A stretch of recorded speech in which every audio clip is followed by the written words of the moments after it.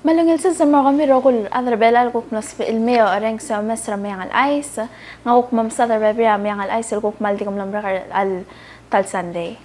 Ela silgot tal ice bagu sa adringi ang SR State tamle award ra 47 in leases al mararaat edi kang ngari 100 depending al mangira award tier. Ela according ra member ang SR State Public Land Authority, ang SR State Land Authority amle award ra 47 land leases. Ragagi dal digam number tal Sunday. Amda ra 100 del application sel digam pending al mo receive award tier. Ela gagi del application sel me approve award del al time. Awal tamle apply ra 10 years ago ra 2007 mo 2009. During sagi del first tenure ra current governor Florencia Adelbay. And the gagi del pabila di makal process the awarded until July al year.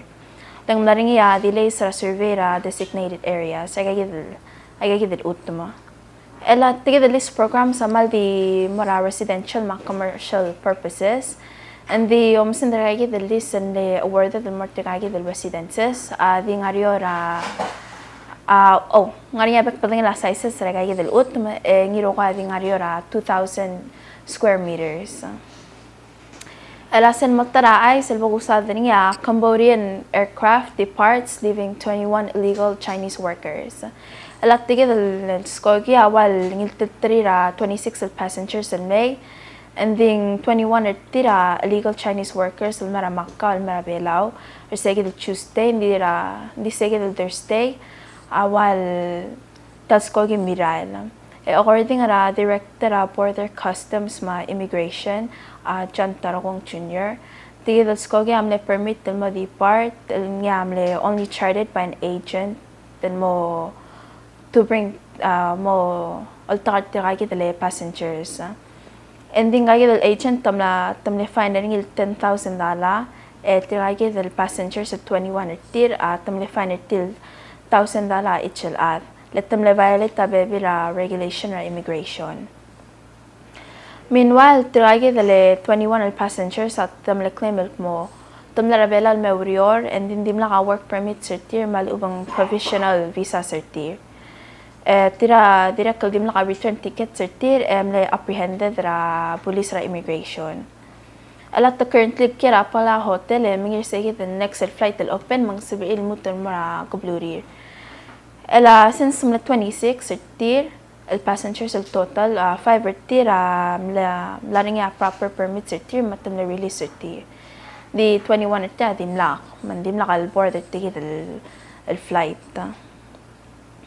Ela silbra taramyang al ay sa tele isla ray drabilio le happen na Tuesday ra tutaw tiragi del police ra narcotics amlo mlara ikay del udla ra bililio tiral residents ra bililio mal no surprise tek mo ngalan dito tatam la ikay del mal di sala udla ela dim ka arrest malubing information el gira la ikay del search of mong telal search at tumlong radar ikay del el mo malay del udla.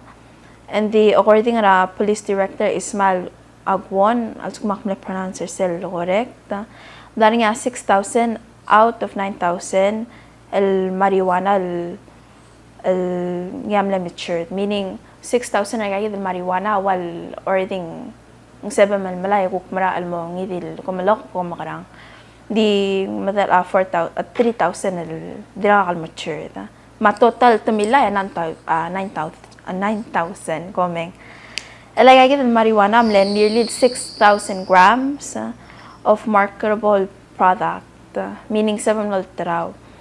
The estimate ringil market value ang $29,000 at total. Lek 9,000. Sale mo tarami ang alay silman mo last tergit at tokara flight tra dalong alila Korea mabelaw. Ela bela ma Korea na confirm el mong morning a travel bubble agreement tertil dalong alila gagi del tablo el blue. Direct according na MHRCTD Minister Tumatu tamna disclose mo morning inaugural flight rabela ma Korea el travel bubble el schedule sa idol Caesar Christmas es el motara flight mo December 29 es el motara flight at January 1st may gagi 3 flight na charted ela according ra news ra Korea ang report ng motel travel bubble program direct exempt of fully vaccinated individuals marogul adal mo sorry me agirel vaccinated direct mga mandatory quarantine tier upon entry. In additional since the Sada flight President Surang Whips Jr. amle confirm kay the United flights ra Guam amo increase ra twice a week starting December 16 instead ra once a week alme flight ra Guam mo twice a week may kay kita dik kukti bebira miangal ice ma kadi stay tuned ma next week ita kuk mam sa bebira miangal ice sulang